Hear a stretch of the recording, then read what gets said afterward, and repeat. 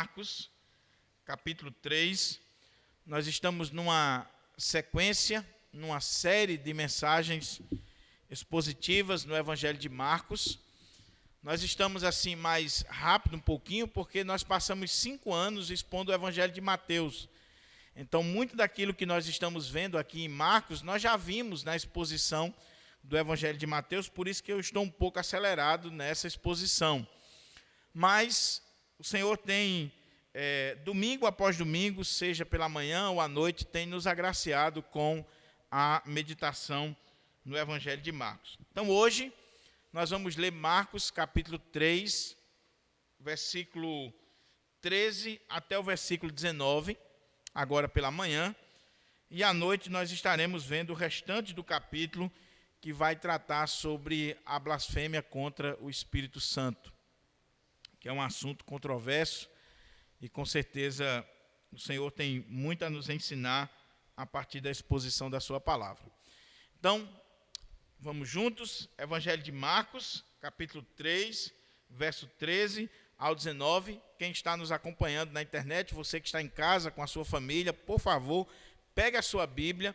Não permita que esse momento seja um momento que você vai ficar disperso com outras coisas. Foque no estudo e na meditação da palavra do Senhor. Diz assim a palavra de Deus, Marcos 3, do 13 ao 19. Depois subiu ao monte e chamou os que ele mesmo quis, e vieram para junto dele. Então designou 12 para estarem com ele e para os enviar a pregar e a exercer a autoridade de expelir demônios. Eis os 12 que designou: Simão, a quem acrescentou o nome de Pedro, Tiago, filho de Zebedeu, e João, seu irmão, aos quais deu o nome de Boanerges, que quer dizer filhos do trovão. André, Filipe, Bartolomeu, Mateus, Tomé, Tiago, filho de Alfeu, Tadeu, Simão os Zelotes e Judas Iscariotes, que foi quem o traiu. Curva a sua fronte, vamos orar mais uma vez ao Senhor, suplicando a Ele a sua graça e a sua direção sobre as nossas vidas. Ó Deus, mais uma vez nós temos o privilégio, Senhor, de meditar na Tua palavra. A Tua palavra foi lida e agora encontra-se aberta diante de nós para nossa reflexão, para nossa instrução, para a edificação da Tua igreja. E, meu Pai, eu tenho plena consciência de que sou carente da direção do Teu Espírito Santo, da iluminação do Teu Espírito, não só para compreender esse texto, para expor esse texto, mas para aplicar esse texto à minha vida e à vida da igreja, com coragem, com intrepidez, com alegria e com singeleza de coração. Por isso, meu Pai, eu quero te pedir que o Senhor nos encha mais uma vez do Teu Espírito. Derrama sobre nós o Teu Espírito, esse Espírito maravilhoso que vai nos fazer entender e contemplar as maravilhas da Tua lei. Que as palavras dos meus lábios e o meditar do meu coração sejam agradáveis na Tua presença, ó Senhor, rocha minha e redentor meu. Amém. Mantenha a sua Bíblia aberta, meu querido irmão, minha querida irmã, para a gente meditar na palavra do Senhor. Nós estamos começando uma nova sessão do Evangelho de Marcos. Nós acabamos de ver uma sessão que trouxe para nós 5 ou 6 episódios, do capítulo 2, versículo 1, até o capítulo 3, a altura do versículo 12. Nós vimos aqui alguns episódios que colocam para nós o grau de oposição crescente que o Senhor Jesus estava enfrentando. A oposição dos líderes religiosos de Israel. Eles pensaram no coração, depois eles questionaram os discípulos, depois eles questionaram o próprio Jesus, advertiram o Senhor Jesus e eles tramam a morte do Senhor Jesus. E Marcos, ele escreveu esta unidade de pensamento anterior exatamente para mostrar essa oposição crescente ao Senhor Jesus. Mas a partir de aqui, nós temos outra sequência que vai até o final do capítulo 4 do Evangelho de Marcos, que vai tratar mais dos relacionamentos do Senhor Jesus. E à medida que a gente for expondo o texto, a gente vai entendendo melhor. Para a gente entender esse texto aqui, que nós acabamos de ler, que trata da escolha dos apóstolos, é aqui que Jesus vai designar 12 homens para estarem com ele. Dentre aquela multidão, ele vai escolher esses 12 homens, da multidão de discípulos. Ele vai eleger esses 12 homens para estarem com ele e para os enviar a pregar, a expulsar demônios e também a curar os enfermos. Então, esses homens, eles vão realizar essa obra que o Senhor Jesus tem separado para eles. Para a gente entender isso aqui, esse texto da palavra do Senhor, nós precisamos, pelo menos, compreender 3 coisas à guisa de introdução que eu queria chamar a sua atenção. Primeiro, se você olhar o relato anterior das curas, dos milagres, das obras que o Senhor Jesus estava realizando, e aí o ministério de Jesus ele estava ganhando uma amplitude muito grande. Jesus estava caindo na graça do povo. As multidões vinham até ele, ele não tinha tempo mais nem para comer direito, nem para descansar, porque as multidões estavam afluindo de todos os lugares para encontrar-se com Jesus. Então, primeira coisa que chama a atenção é isso. Por que Jesus vai escolher 12 homens e vai dar autoridade a esses homens para pregar, expulsar demônio e curar enfermos? Porque a multidão que vinha ao encontro de Jesus era muito grande e Jesus sozinho não teria condições de atender todo aquele povo. Então o Senhor, ele vai designar 12 homens, ele vai revestir esses homens de autoridade e vai enviar esses homens para fazer a obra. Então essa é a primeira coisa, as multidões, o volume do ministério de Jesus que está crescendo. Segunda coisa, meus irmãos, para a gente entender esse texto, é que existia uma oposição dos líderes de Israel. Nós vimos isso aqui. Marcos acabou de colocar para nós que essa oposição era crescente, era uma oposição intensa dos líderes. Por inveja e por uma série de coisas, os líderes de Israel não apoiavam o ministério de Cristo.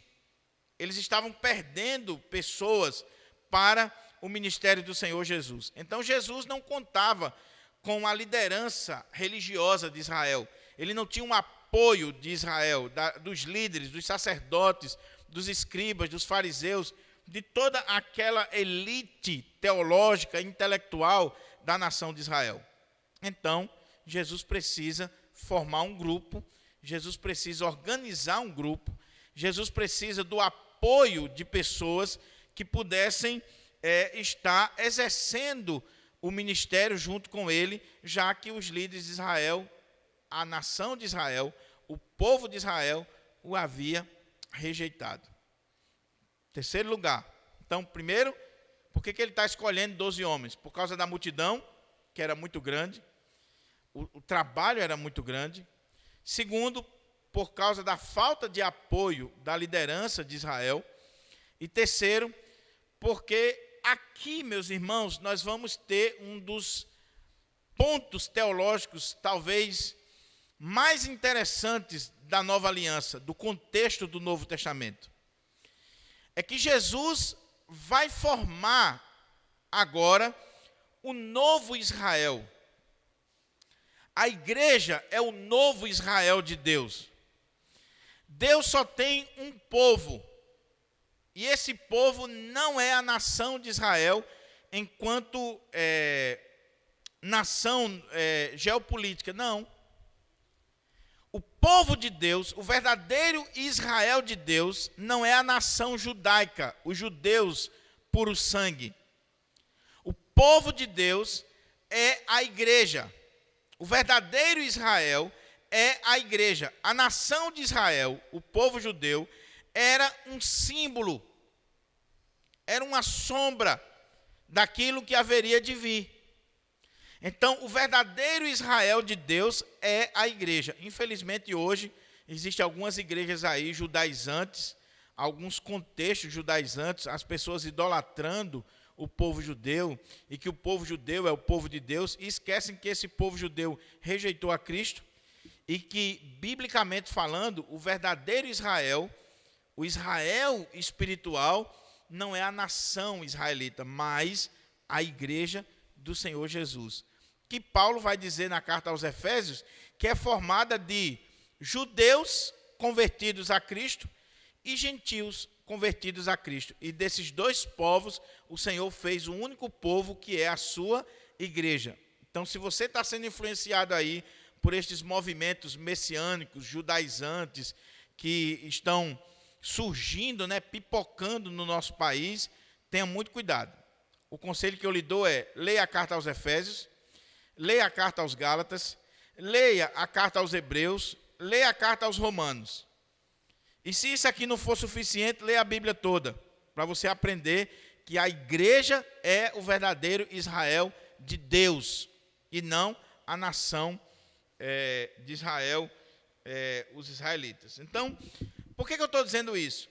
Porque como a igreja é o novo Israel de Deus, e o povo de Israel tinha 12 tribos, 12 patriarcas, o Senhor, nessa nova estrutura, na nova aliança, ele vai ter 12 apóstolos, mostrando que esse novo Israel, ele tem a estrutura do Israel antigo.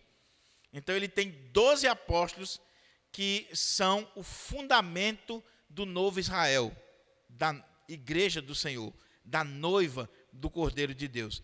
Pastor, mas onde é que o senhor fundamenta isso na Bíblia? É só você ler Apocalipse capítulo 21, que vai falar da Nova Jerusalém, que é a igreja do Senhor Jesus, e que as suas portas, os seus fundamentos e a sua liderança são 12.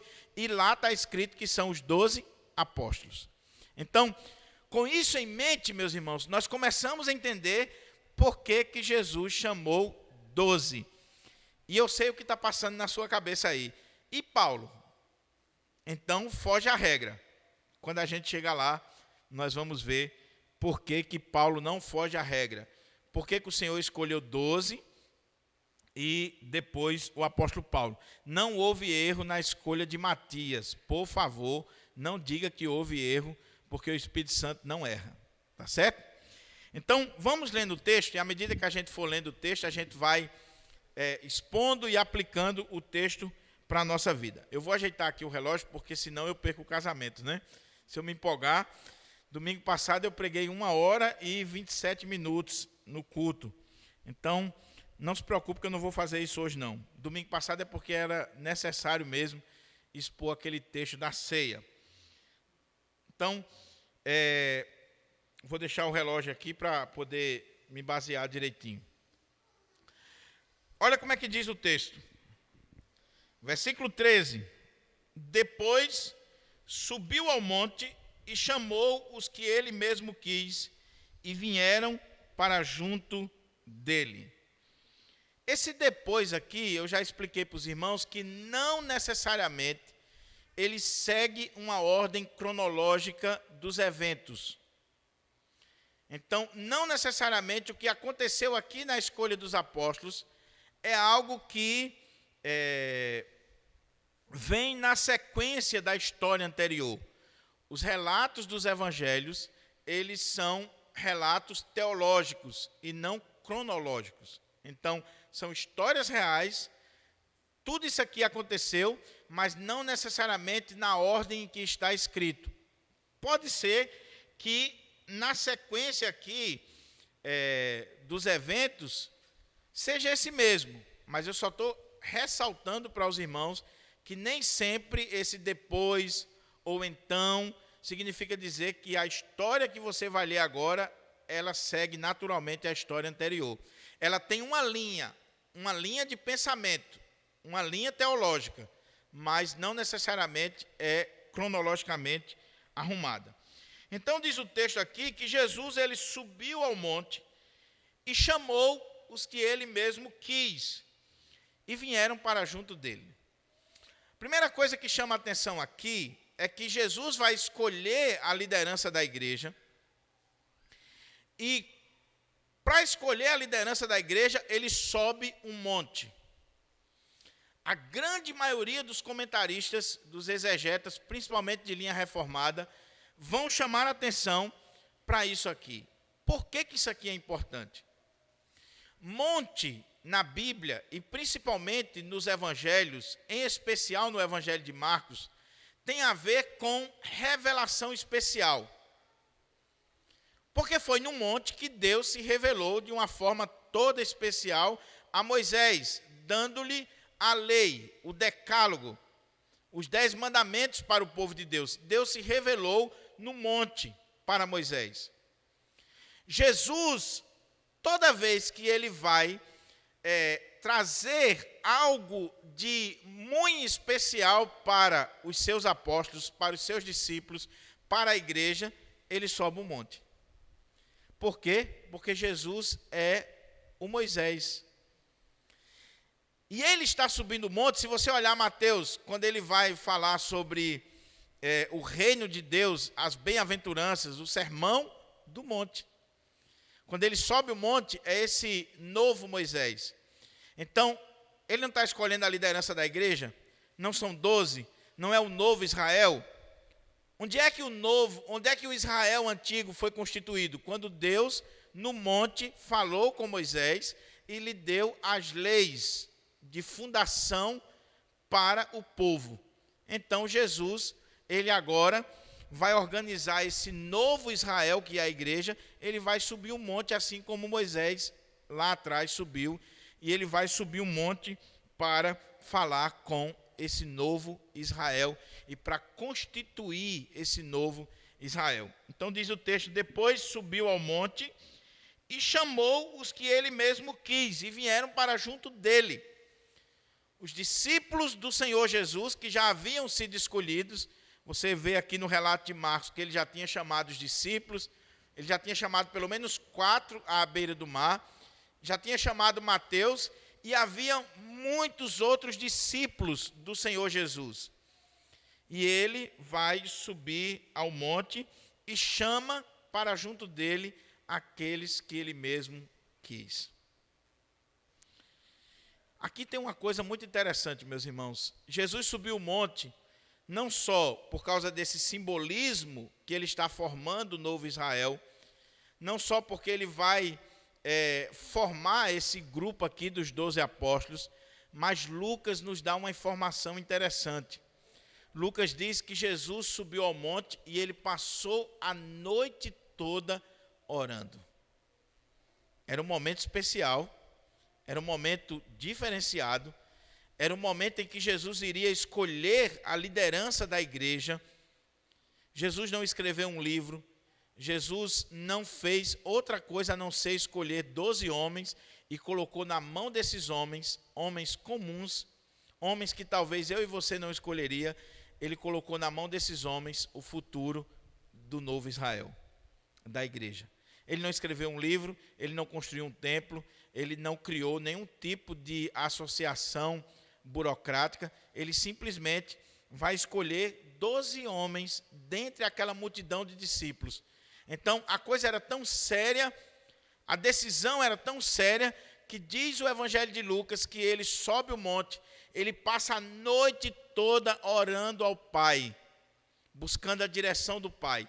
E quando amanhece, ele desce e ele chama para junto de si os apóstolos, os 12. Ele escolhe os 12 e vai designar para pregar. Então, ele orou a noite toda. Depois subiu ao monte e chamou os que ele mesmo quis e vieram para junto dele.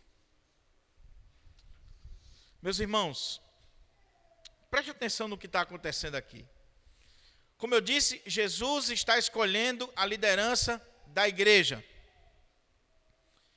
o fundamento da igreja, aqueles que vão ser rochas na sua igreja. Como diz a carta aos Efésios, capítulo 2, a igreja está fundamentada sobre os apóstolos, o fundamento dos apóstolos. Para isso ele ora, ele busca a direção do Pai. Mas quando ele busca a direção do Pai, ele chama os que ele quis. Haviam muitos discípulos, haviam muitos seguidores, mas Jesus está chamando o que ele quis. O que é isso aqui? Soberania do dono da igreja. A obra é dele, a igreja é dele. Ele é quem decide quem são os líderes da sua igreja. Você já parou para pensar sobre isso aqui?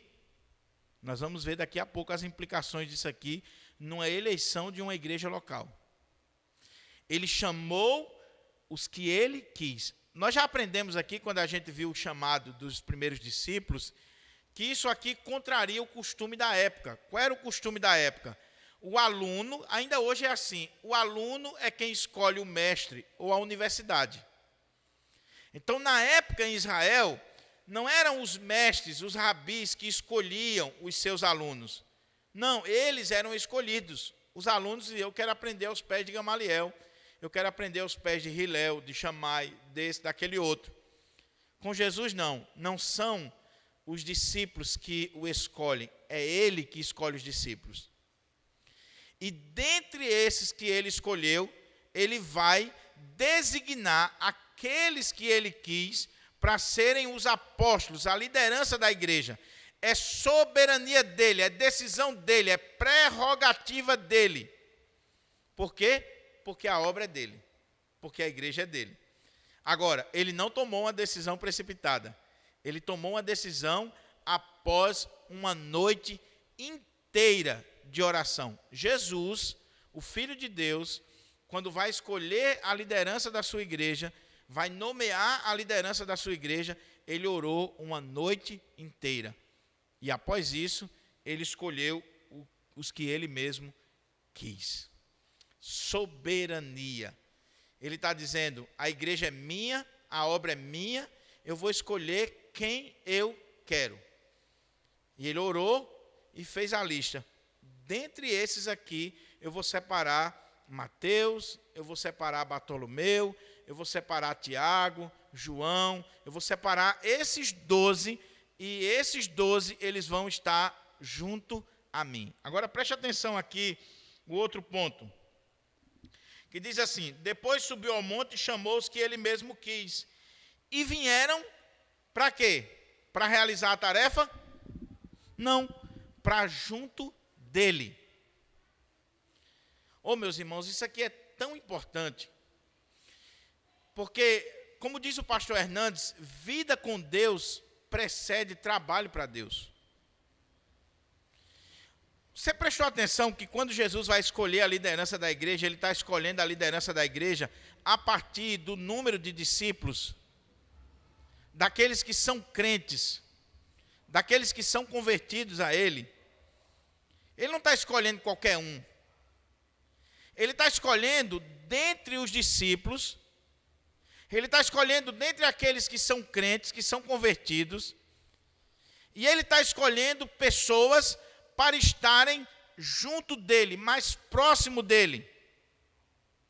O chamado à liderança da igreja, em primeiro lugar, não é um chamado ao serviço, mas o chamado à liderança da igreja, em primeiro lugar, é um chamado para estar com o Senhor, mais próximo do Senhor, para estar junto dele. Então, você é pastor, você é presbítero, você é diácono, você é uma liderança, você não foi chamado em primeiro lugar para a tarefa, você foi chamado em primeiro lugar para estar mais junto do Senhor Jesus, do dono da igreja, junto dele. Isso aqui é extraordinário, porque parece, meus irmãos, que quanto mais funções nós assumimos, quanto mais liderança nós galgamos na igreja, mais distante de Cristo nós vamos ficando. quando deveria ser o contrário. Ele não me chamou para ser pastor para eu ficar distante dele, para que eu não ore mais, não leia mais a Bíblia, não tenha mais uma vida de comunhão com ele. Pelo contrário, na hora que ele escolhe a liderança da igreja, é para essa liderança estar mais próximo dele. Todo mundo deve estar próximo, mas a liderança em especial.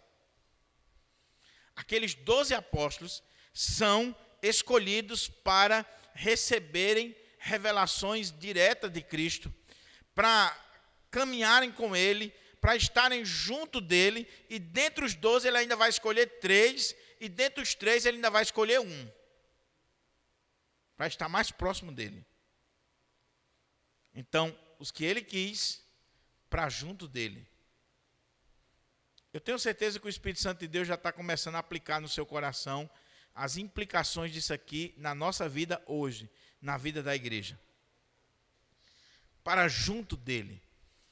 Liderança tem que ser crente, liderança tem que estar junto de Cristo, aos pés de Cristo, caminhando com o nosso Senhor Jesus Cristo. Então diz o texto que, então designou 12 para estarem com ele e para os enviar a pregar e a exercer a autoridade de expelir demônios. Mais uma vez, isso é tão importante que Marcos ressalta. Como é que diz? Então designou 12 para estarem com ele, junto dele, uma comunhão mais profunda com ele. Aqueles 12 vão fazer um seminário intensivo com Jesus. Eles vão ouvir as explicações das parábolas. Eles vão fazer o melhor curso de teologia da história da humanidade, que nenhum seminário, nenhuma faculdade, por melhor que seja, consegue suplantar. Eles foram chamados para aprender com Jesus, para estarem junto com ele. Agora preste atenção à palavra que Marcos utiliza aqui.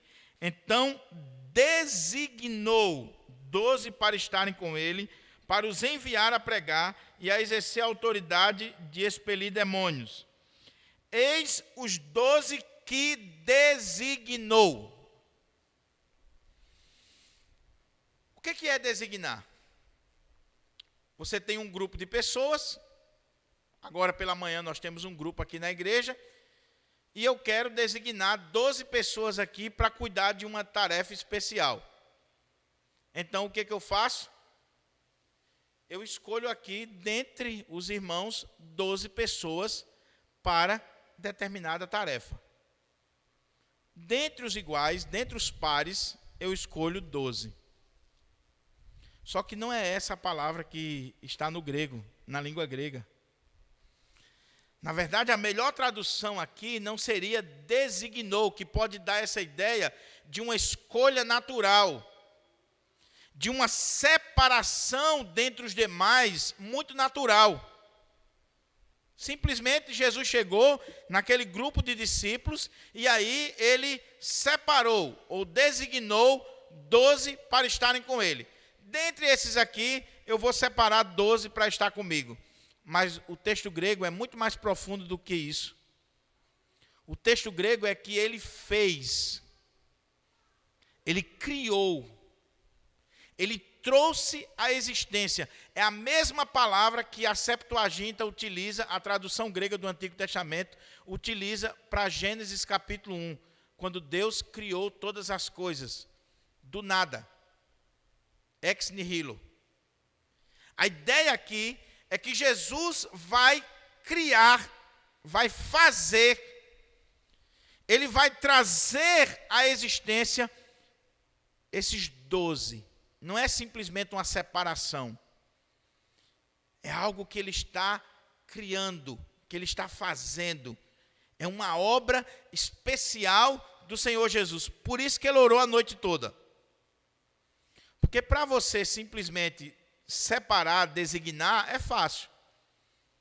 Mas a ideia aqui não é essa. A ideia aqui é que Jesus, ele fez, ele criou, ele trouxe à existência esse grupo especial que Lucas vai colocar, que ele vai chamar de apóstolos. De apóstolos. Até aqui, você não tem a figura do apóstolo, você tem a figura do discípulo. Discípulo é uma coisa, apóstolo é outra, completamente diferente.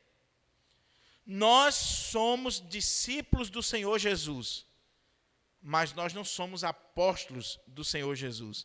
Os apóstolos, eles foram feitos, criados, trazidos à existência pelo Senhor Jesus. Por que isso é importante, meus irmãos? Então designou 12 para estarem com ele e para os enviar a pregar e a exercer a autoridade de expelir demônios. Eis os 12 que designou. Lucas vai dizer que ele, antes de enviar, ele deu o nome de apóstolos. O que é um apóstolo? Qual era a necessidade aqui? Lembra do primeiro ponto da introdução? As multidões estavam crescendo, afluindo, vindo para o Senhor Jesus. Jesus é quem pregava, é quem curava, quem expulsava demônios, quem realizava toda aquela obra. E agora, o que vai acontecer? Jesus, ele toma uma decisão. Eu preciso instituir os apóstolos. Eu preciso trazer à existência um grupo que me represente. Que, quando eles chegarem, sou eu que estou chegando. Então, eles vão fazer as mesmas obras que eu faço. O que é um apóstolo, meus irmãos? E por que não existe mais apóstolos hoje? Todos aqueles que se dizem apóstolos hoje são falsos profetas. São falsos apóstolos. O que é um apóstolo? Um apóstolo, essa instituição apóstolo, é um conceito que vem lá do Antigo Testamento, uma instituição no Antigo Testamento chamado Shaliá. O que é o Shaliá? O Shaliá é um representante absoluto. É aquele que tem a procuração. Hoje a gente conhece mais essa linguagem da procuração. Vou dar um exemplo. A irmã Elaine, junto com o pai dela, eles são os advogados aqui da nossa igreja. Há poucos dias, eu tive que assinar uma procuração para que Elaine me representasse. Eu sou o representante oficial da igreja, diante das autoridades, mas tinha uma questão para resolver. A advogada, ela veio lá em casa com uma procuração, eu assinei a procuração, ela me representa. Não precisa eu estar presente. O que ela fizer lá, sou eu que estou fazendo. O que é um apóstolo? Um apóstolo é um representante oficial do Senhor Jesus. É aquele que tem a procuração para usar o nome de Cristo, para representar Cristo. Quando ele chega, é Cristo que está chegando. Detalhe, irmãos. Os apóstolos, eles não se autonomeavam. Você viu aqui que Jesus foi quem orou e escolheu os que ele mesmo quis. Dentre a multidão, ele escolheu 12. Então, primeira coisa, para ser um apóstolo tem que ter sido escolhido por Jesus. E quando a gente olha o Novo Testamento, por exemplo, quando a gente vê o apóstolo Paulo falando sobre o seu apostolado, e ele é um apóstolo como que fora de tempo, ele não fez parte do grupo dos 12, Paulo vai dizer que uma das marcas do verdadeiro apóstolo é que ele precisa ter visto o Senhor e sido comissionado pessoalmente por Jesus. Por que Paulo é um apóstolo mesmo fora do tempo? Porque Jesus apareceu pessoalmente a ele e o convocou para ser um apóstolo aos gentios. Não foi Paulo que se autonomeou. Jesus, em pessoa, apareceu a ele e chamou ele para ser apóstolo. E Paulo vai defender isso na carta aos Gálatas, na carta aos Coríntios e por aí vai. Quando a igreja do Senhor Jesus perdeu Judas, que traiu e que morreu por causa dessa traição, quando a igreja do Senhor Jesus ela está para ser inaugurada pelo Espírito Santo, a igreja vai ser formada ali naquele ambiente do derramar do Espírito Santo. Os irmãos se reúnem e eles oram e eles falam com o Senhor Jesus, eles clamam ao Senhor Jesus, e aí Pedro se levanta e ele diz assim: meus irmãos, convinha que se cumprisse a Escritura a respeito de Judas, que foi o guia daqueles que traíram o Senhor. E ele se perdeu. Agora, convém que nós escolhamos dentre nós alguém que venha a ocupar essa vaga. Agora, qual é a regra que ele diz lá? Alguém que tenha estado conosco desde o primeiro dia, que tenha andado com Jesus, que tenha escutado Jesus, que tenha tido um encontro com o Senhor Jesus. E agora, eles vão escolher Matias. Eles vão lançar sorte, porque Jesus não estava em pessoa ali, fisicamente. Eles oraram, e qual é a oração deles? Senhor, mostra-nos qual destes aqui é o homem que o Senhor escolheu para ocupar essa vaga que Judas deixou de lado. Aí a sorte caiu sobre Matias, ele foi contado entre os 12. Após o Pentecostes, que é a inauguração da igreja no contexto da nova aliança, à medida que os apóstolos vão morrendo, você não vê mais eleição de apóstolo. Me mostra na Bíblia. Você vê? Você não vê mais. Na história da igreja, você não vê mais. O único que é uma exceção é o apóstolo Paulo. Sabe por quê? O relógio está correndo aqui. O único que é uma exceção é o apóstolo Paulo, por um detalhe. Lembra que eu falei que os 12 apóstolos, eles foram escolhidos? Por que 12? Por que esse número? Por que não 15? Por que não 10? Por que não 6? Por que não 50? Por que 12? Por causa das 12 tribos de Israel. Eles são o novo Israel de Deus. O fundamento da igreja são os 12 apóstolos, como diz lá em Apocalipse 21. Agora, por que Paulo foi escolhido? Aí alguns teólogos, alguns estudiosos, eles querem dizer que houve um erro na eleição de Matias, e por isso que Paulo foi escolhido e contado entre os 12. Mas o próprio Paulo não diz isso. Quando você lê a carta aos Coríntios, Paulo diz que o Senhor, após ressuscitar, apareceu aos 12. Paulo não se coloca entre os 12. Então, pastor, qual é o ponto aqui? O ponto é que esses 12, eles foram enviados às ovelhas perdidas da casa de Israel. Eles são o fundamento desse novo Israel. E Paulo é um apóstolo designado para os gentios. O povo de Deus, o novo Israel de Deus, ele não é formado de judeus e gentios. Então o Senhor vai pegar esses 12 que vão pregar para os judeus, não só para os judeus, eles também vão se espalhar pelo mundo, mas principalmente para os judeus, e ele vai levantar Jesus, que é o dono da igreja, que é o Senhor da igreja, que escolhe quem ele quer. Jesus vai aparecer a Paulo e vai dizer: eu escolhi você para ser um apóstolo aos gentios. Depois de Paulo, meu irmão, quem se levantar dizendo que é apóstolo é mentiroso. É mentiroso. Outro detalhe, para a gente caminhar para a conclusão. Então designou 12 para estarem com ele e para os enviar a pregar e a exercer a autoridade de expelir demônios. E lá em Mateus vai colocar também curas. Terceira marca de um apóstolo. Ele tinha que ser escolhido por Jesus, ele tinha que ter participado do ministério do Senhor Jesus, e ele realiza as mesmas obras do Senhor Jesus. Eles têm poder para pregar, para ministrar a palavra, e a palavra dos apóstolos, ela é uma palavra que eles receberam do Senhor Jesus, então elas têm autoridade igual a do Senhor Jesus para a vida da igreja.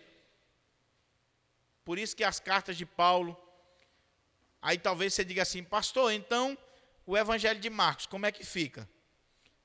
Você lembra que Marcos está escrevendo as memórias de Pedro? Por que que o evangelho de Marcos é inspirado e tem autoridade para a vida da igreja do Pirangi hoje? Porque o que nós estamos lendo aqui é o que Marcos registrou das memórias de Pedro, um apóstolo. Esse era um critério de canonicidade. Mas o que eu estou colocando aqui para vocês, meus irmãos, é que os apóstolos eles tinham uma autoridade que ninguém mais na história da igreja tem. Ninguém. Qual é a autoridade? Pregar, e a sua pregação era revelacional, era uma pregação que era norma para a igreja.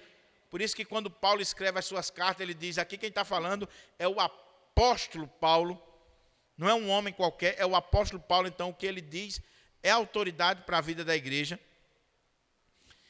Eles tinham autoridade para curar enfermos, do mesmo jeito que Jesus fez. Os apóstolos, eles simplesmente ordenavam, e a pessoa era curada. A sombra deles curava, a sombra curava. Pedro e João estão chegando no templo para orar, e tem um homem lá, aleijado, e eles dizem assim, não tenho prata nem ouro, mas o que tenho eu te dou.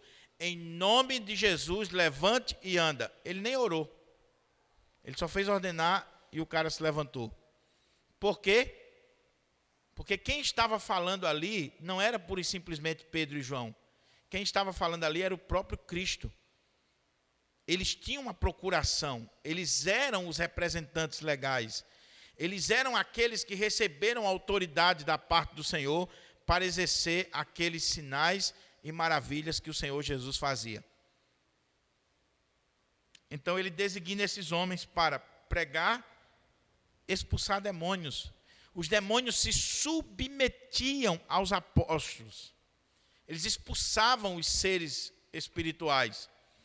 E você lembra quando aquela galera foi expulsar um demônio, e aí os demônios disseram assim, olha, eu sei quem é Jesus e sei quem é Paulo.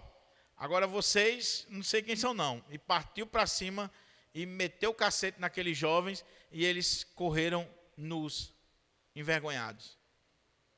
Eles sabiam quem eram os apóstolos, eles sabiam quem era Jesus. Até os demônios sabiam.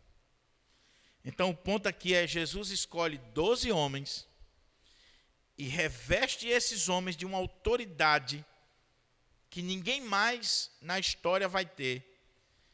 Ele escolhe o apóstolo Paulo como um apóstolo fora de tempo, reveste Paulo de uma autoridade para pregar, para escrever cartas, para ser voz de autoridade para a igreja, para o novo Israel.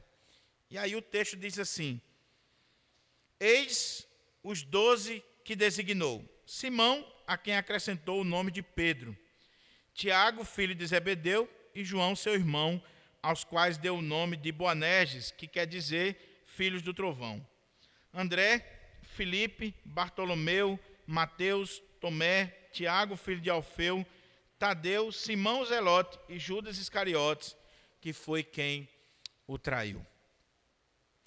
Deixa eu fazer uma perguntinha para você, meu irmão, simples, antes de falar um pouco sobre esse texto, caminhando já para a conclusão. Você consegue escalar os 12 apóstolos de cabeça?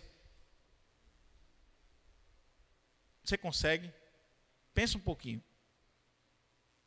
Agora deixa eu fazer outra pergunta para você. Você consegue escalar o time que você gosta? Você consegue escalar? Se você consegue escalar o time que você gosta e não consegue escalar os 12 apóstolos, isso mostra que você é mais mundano do que crente.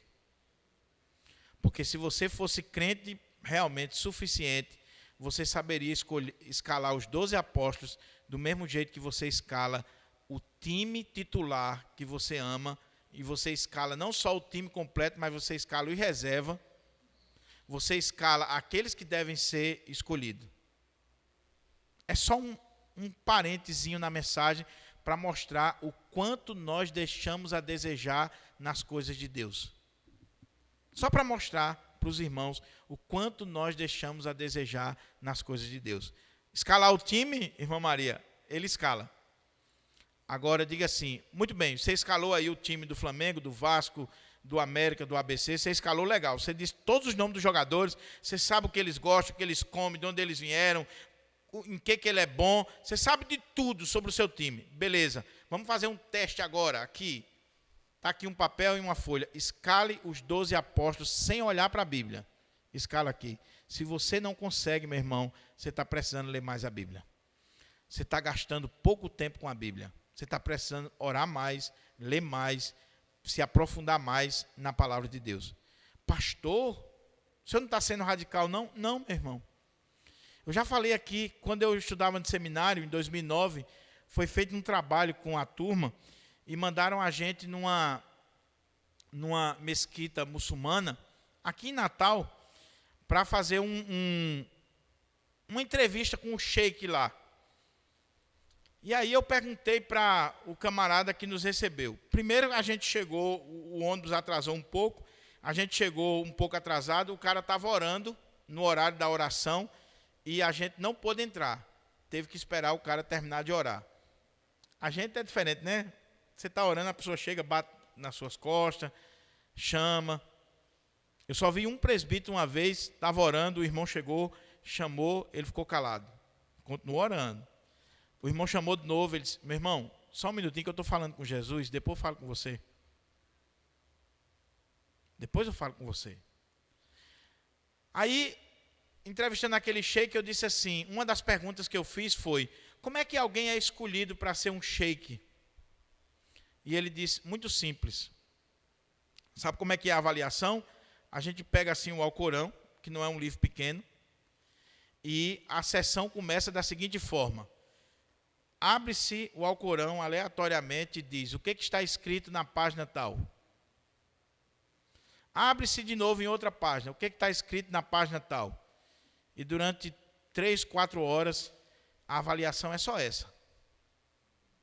Eu disse, meu Deus do céu, se a gente fosse colocar essa regra na igreja, ninguém era escolhido para ser diácono, para ser presbítero, para ser pastor, porque pense que nós somos um povo hoje ruim de Bíblia. Vamos abrir a Bíblia em Sofonias. O irmão termina a pregação e ele não consegue achar. Não consegue achar. Então, qual é o ponto aqui, meus irmãos? Jesus escolheu 12 homens, que como alguém já disse, comuns, reveste esses homens de autoridade e envia esses homens para pregar e para ministrar. Eu não tenho tempo de falar de cada um deles. Aí nós tomaríamos o tempo todinho e eu perco até o casamento que eu vou fazer. Mas depois dá uma estudadazinha sobre cada um deles aqui. Porque, meus irmãos, esses homens aqui têm o nosso DNA. Jesus não escolheu a elite intelectual de Israel, teológica, os ricos, os abastados. Talvez o mais preparado aqui, não dessa lista, mas que foi chamado depois, seja o apóstolo Paulo, que era um poliglota, que estava sendo preparado para ser um rabi. O restante aqui, meu irmão, pescadores, gente simples, gente que eu e você jamais escolheríamos para serem os líderes da igreja. Jamais escolheríamos. Alguém já disse que um gerente jamais escolheria esses 12 homens para assumir a liderança de uma empresa. Jamais. Basta você olhar, Pedro, vacilão, Tomé, incrédulo. Tem 2 rapazes aqui, se você olhar, Tiago, filho de Zebedeu, e João, seu irmão, aos quais deu o nome de Boanerges, que quer dizer o quê? Filhos do trovão. Pense nos camaradas brabos. Teve um momento que ele disse, Senhor, quer que a gente mande descer fogo do céu? Essa turma aqui não era uma turma fácil, não. Mas foram esses 12 homens simples, comuns, como eu e você, que o Senhor escolheu, chamou e os fez, os designou para estarem com Ele, para os enviar a pregar, para expulsar demônios, para curar enfermos e para serem o fundamento da igreja. A igreja está fundamentada nos apóstolos, ou na doutrina dos apóstolos. A igreja está fundamentada. E como os apóstolos estão fundamentados em Cristo, que é a rocha principal, então a igreja está fundamentada em Cristo. Depois, como eu disse, dá uma lidazinha nesses homens.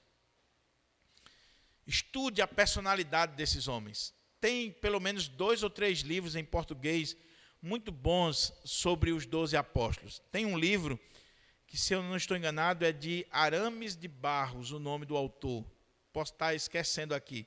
Mas é um dos melhores livros que eu li sobre os 12 apóstolos, que é 12 Homens Comuns, que o prefácio é de Dr. Russell Shedd. Uma pesquisa fantástica sobre esses homens. Estude a vida deles, o ministério deles, a maneira como eles terminaram as suas vidas. Estude a própria vida de Tomé, que a gente só fala de Tomé falando mal do bichinho, né? Mas Tomé foi um missionário. Ele levou a palavra de Deus. Estude a vida deles. Concluindo, irmãos, que o relógio aqui bateu 10h30 e eu acho que a noiva já está a caminho lá do local do casamento. Quais são as lições que nós podemos tirar daqui para a nossa vida? E eu quero colocar isso em rápidas palavras para nós. Em primeiro lugar, quando nós vamos escolher a liderança da igreja, é claro, nós não temos apóstolos mais hoje. E esse é um dos pontos da aplicação. Mas nós temos líderes, pastores, presbíteros. Quando você lê o Novo Testamento, você não vê eleição de apóstolos, mas você vê eleição de presbíteros. Em cada igreja, os apóstolos nomeavam ou elegiam os presbíteros. No Concílio de Jerusalém, você já tem a presença dos presbíteros. Você tem apóstolos e presbíteros. E à medida que os apóstolos vão morrendo, eles não são substituídos, os presbíteros vão ganhando força na igreja. Como é que se escolhe a liderança da igreja? Vamos aprender com Jesus. Quando for escolher o pastor, quando for escolher o presbítero, quando for escolher o diácono, vamos aprender com Jesus. Como é que a gente deve escolher? Em primeiro lugar, meus irmãos, a gente deve escolher em oração. A gente deve escolher submetendo-se à vontade de Deus. Senhor, quem é que o Senhor quer? Quem é o homem que o Senhor escolheu para essa tarefa? Para o ministério da palavra, para o presbiterato regente, para a junta diaconal. Quem é o homem que o Senhor escolheu? Oração. Sobretudo nós, reformados, presbiterianos, talvez você está me assistindo agora e você está acostumado com o modelo presbiteriano, que é eleição, né? Eleição. E a gente diz assim, a igreja presbiteriana ela tem um sistema de governo democrático representativo. Meus irmãos, não existe democracia na igreja de Deus. Não existe democracia na igreja de Deus. É claro, o processo a olho nu é um processo democrático representativo. É a igreja que está escolhendo, elegendo, tem todo um processo, edital, convocação, escolha de nomes, avaliação do conselho, submete-se à assembleia. Mas o governo da igreja é monárquico, é uma monarquia. A igreja tem um rei, que é o Senhor Jesus, e que ele designa cada um para a sua função. A igreja é dele, não é nossa. Tem que ser escolhido o que ele quer, o que ele quis, a vontade dele. Se nós aplicarmos isso aqui para a nossa vida, meus irmãos, as próximas eleições da nossa igreja, ou da sua igreja, você que está me acompanhando, vai ser diferente. Sabe por quê, meus irmãos? Todo processo de eleição nas nossas igrejas é uma politicagem cebosa. Desculpa a expressão.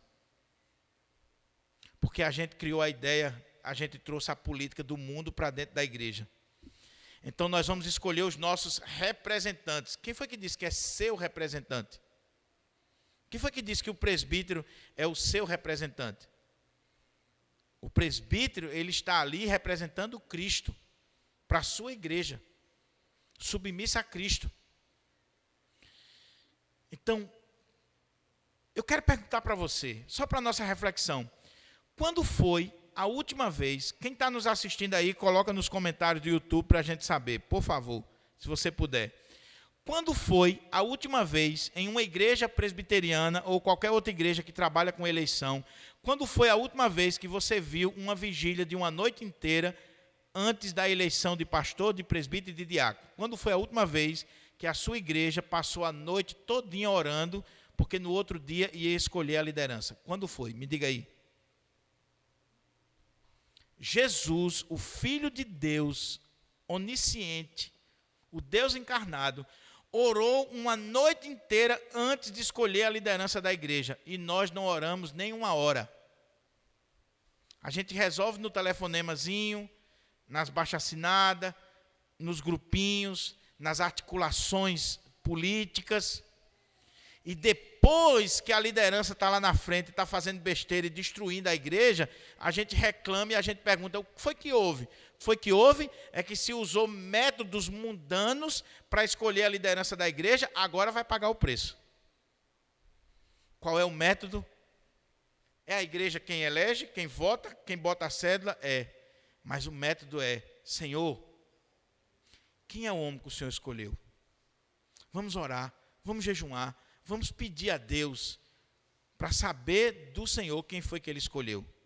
Aí eu vou indicar de acordo com o critério do dono da igreja, o que ele quer. Como é que ele quer? Está lá em 1 Timóteo 3, está lá na carta de Tito, está na carta aos Efésios. Eu vou olhar se aquele irmão ou aquela irmã, que é legal, se ele tem essas características que o dono da igreja quer. Eu vou escolher um presbítero ou um pastor. Qual é o modelo que Jesus quer para a igreja? Ele deixou lá na palavra. Também não é algo subjetivo, não. Está lá escrito. Ele deixou. Eu vou olhar. Se o irmão bater nisso aqui, eu voto nele. Se ele não bater, eu não vou votar nele, porque eu não estaria escolhendo aquele que Deus quer. Ô, meu irmão, em nome de Jesus, aprenda isso. Para a gente acabar com a politicagem cebosa dentro da igreja. Não indique ninguém, não vote ninguém por amizade, por prestígio, porque a pessoa tem dinheiro, porque a família é a maior na igreja. Não faça isso, meu irmão.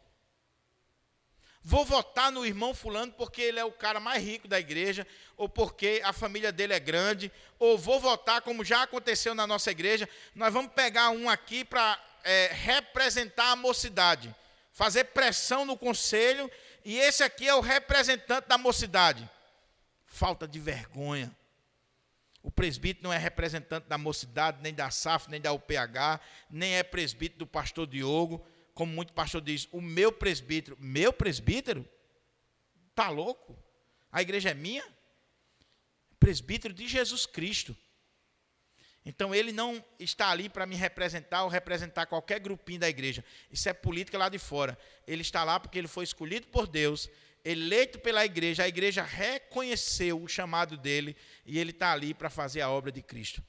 Então, explicando para vocês, pastor, então não vai ter eleição na igreja? Vai. Nós vamos abrir edital, já tem um edital aí de diácono, nós tivemos que cancelar por causa da pandemia, mas nós estamos precisando eleger aqui pelo menos 7 diáconos para a nossa igreja. A igreja está orando, está pensando. Vamos lançar o edital de diácono. Mais na frente vamos lançar para presbítero. Daqui a 2 anos ou 3, se eu não estou enganado, é o tempo do vencimento do meu mandato, vai ter eleição para pastor. Lança-se o edital, indica-se os nomes dentro do prazo, orou, escolheu a pessoa, indica-se os nomes. No dia que for votar, a igreja simplesmente vai fechar os olhos e dizer assim, Senhor, quem foi que o Senhor escolheu? Quem é que o Senhor designou? Eu reconheço que presbítero Júlio, pastor Diogo, presbítero Fábio, fulano de tal, foram escolhidos por ti. Sim, sim, sim, sim. Senhor, eu não vejo que o irmão fulano, ele tem as características que foi escolhido por ti. Não, não e não. O voto é seu, mas a decisão foi de Cristo. Você simplesmente está ali cumprindo a vontade dele. A outra coisa, não existe sucessão apostólica. Esqueça isso. Não existe sucessão apostólica. A Igreja Católica Apostólica Romana defende isso. Que os papas são os sucessores de Pedro, dos apóstolos. Os bispos são os sucessores dos apóstolos. Não existe isso. Após a morte do último apóstolo, que foi João, não tem sucessão apostólica. Pastor, então como é que a igreja é apostólica? Porque a igreja tem que ser apostólica. Não por causa de uma sucessão de homens, mas porque ela está fundamentada na doutrina dos apóstolos. Então, eu não preciso de um apóstolo aqui hoje de manhã. Os apóstolos morreram e estão com Cristo. Mas eu posso ter um apóstolo aqui e estar fundamentado na doutrina dos apóstolos. Como? Eu abro aqui nas cartas de Paulo, eu tenho Paulo falando para a igreja. Eu abro aqui nas cartas de Pedro, eu tenho Pedro falando para a igreja. Eu abro no Evangelho de Mateus, eu tenho um apóstolo falando para a igreja, em nome de Jesus. Estou pregando o Evangelho de Marcos, eu tenho alguém que está passando para nós as memórias de um apóstolo, de Pedro, para a igreja. Então, a igreja é apostólica não por causa de uma sucessão apostólica. A igreja é apostólica porque ela está fundamentada na doutrina dos apóstolos que está aqui registrada. Então, guarde isso, meu irmão. E lembre-se, qualquer um que arrogar para si esse título, eu sou apóstolo, eu sou um representante de Jesus, pode descartar que é um falso apóstolo, é um falso profeta. Terceiro, penúltimo lugar. Jesus, ele escolheu 12 apóstolos. Esses homens, eles tinham uma comissão especial. Eles eram os representantes especiais. Não existe mais apóstolos hoje. Agora, existe sim um apostolado que a Bíblia fala. E é isso que muitas vezes as pessoas confundem. O que é um apóstolo? É enviado. Então, você tem os 12 que eram enviados por Jesus, mas em alguns momentos na Bíblia você vai ter outros apóstolos, pessoas sendo chamadas de apóstolos, mas agora não necessariamente apóstolos de Jesus, mas apóstolos de igrejas. Pessoas que são enviados por uma igreja para plantar um trabalho e para evangelizar. Então, se for nesse sentido, eu não tenho problema do irmão ser chamado de apóstolo. Eu posso dizer aqui, apóstolo Itamar, porque Itamar foi designado pela igreja para uma tarefa especial, ele foi um enviado. Agora, nem de longe ele se compara com os 12. O problema é que existe hoje no Brasil um movimento chamado apostólico, né? Que tem uma rede de apóstolos, e aí esses caras eles se colocam no mesmo nível dos 12, inclusive com revelações novas para a igreja. Revelações novas. Quem já viu no YouTube, eu já falei, os irmãos agora, quem não viu vai procurar, né? Mas um miserável dizendo assim, ele está dizendo que Pedro errou, ou foi Pedro ou foi Paulo. E aí ele diz assim, olha, aqui Pedro ou Paulo, não lembro, errou.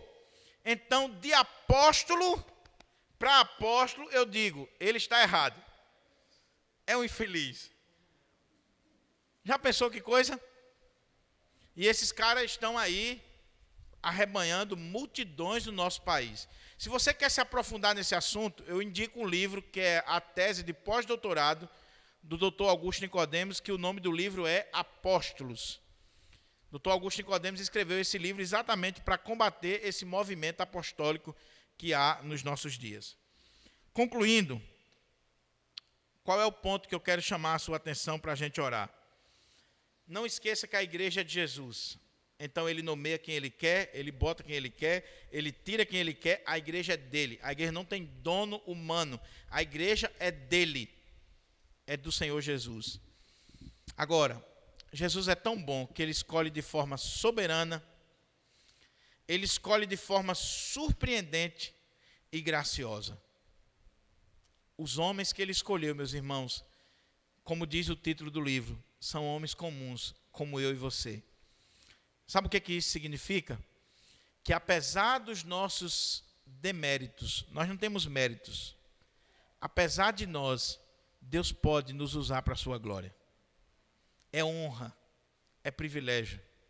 Então, meu querido, se Jesus está lhe chamando para uma determinada tarefa, não encare isso como algo pesado. Encare como um privilégio. Ser pastor é um privilégio, é uma honra. Eu não mereço estar aqui, meu irmão. Eu sou um pecador miserável. Eu sei dos meus limites. Eu sei o quanto fraco eu sou. O quanto incapacitado eu sou para estar aqui na frente. Mas foi o Senhor que escolheu. E é Ele que capacita.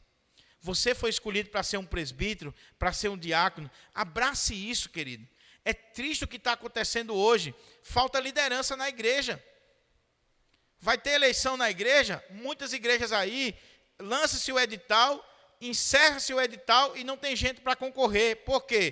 Pessoas dizem, não quero saber disso não, já dei minha contribuição, eu não quero mais quebrar a cabeça com nada. Meu irmão, você já pensou no privilégio que você tem de ser escolhido para ser liderança na igreja de Deus? Jesus está chamando você, Ele não precisa de você não, bonitão. Ele está lhe dando a honra, o privilégio. Mas você não quer? Beleza, Ele levanta outro, porque a igreja é dele. Agora, Ele queria lhe honrar, Ele queria lhe abençoar, lhe dar a graça de você estar à frente da noiva dele, cuidar da noiva dele. Mas você não quer? A gente, é aquilo, né, meu irmão? Se o gerente da sua empresa chamar você para lhe promover, você vai feliz da vida. Se qualquer presidente do mundo chamasse você para ser embaixador, você iria. Já pensou a rainha da Inglaterra ligasse para você querendo que você fosse para lá, trabalhar no palácio? Você rejeitaria? Com certeza não. Mas o Rei dos Reis, o Senhor dos Senhores está dizendo assim, meu filho, minha filha, eu tenho uma tarefa para você no meu reino. Eu tenho uma tarefa para você realizar na minha obra, na minha casa. Não quero não. E alguns já dizem assim, quando eu me aposentar, quando eu ficar velho, quando eu não tiver mais o que fazer, aí eu vou me dedicar às coisas de Deus. Você está achando que Deus precisa de bagaça, de resto? Tu quer dar bagaço para Deus, quer dar miséria para Deus? Consagre-se agora ao Senhor Jesus. Então, veja como privilégio. É privilégio porque você é igual aos apóstolos, fraco, cheio de defeitos, assim como Pedro, como Tomé, como os outros. Mas o Senhor diz, eu escolhi você. E de vez em quando, meu irmão, quando você viu o Senhor levantar alguém na igreja, aí você diz assim, está vendo aí, ó? Aqui não acontece não. Com certeza na igreja que você faz parte aí, que está me assistindo, não acontece não. Está vendo aí, ó? Olha quem foi eleito presbítero. Olha quem é diácono. Olha quem o pastor dá oportunidade para pregar. Olha quem é que o povo gosta. Fulano. Eu sou melhor, eu sou mais capacitado. Dá licença, meu irmão, Jesus quis abençoar o pobrezinho, e não você que é bacana. A igreja é dele, meu querido, não é sua não. Então, resuma-se a sua insignificância. Ele usa quem ele quer, do jeito que ele quer, para a glória dele. E de vez em quando, o papai do céu pega o menorzinho e diz assim, vou abençoar a Chica aqui. Vou levantar Mané e vou abençoar ele, vou fazer dele um conferencista mundial. E o bacanão que nasceu em berço de ouro, vou deixar ele no banquinho para ele aprender a calçar a sandália da humildade. A igreja é dele, ele faz do jeito que ele quer, é obra dele. Vamos ficar de pé para a gente orar?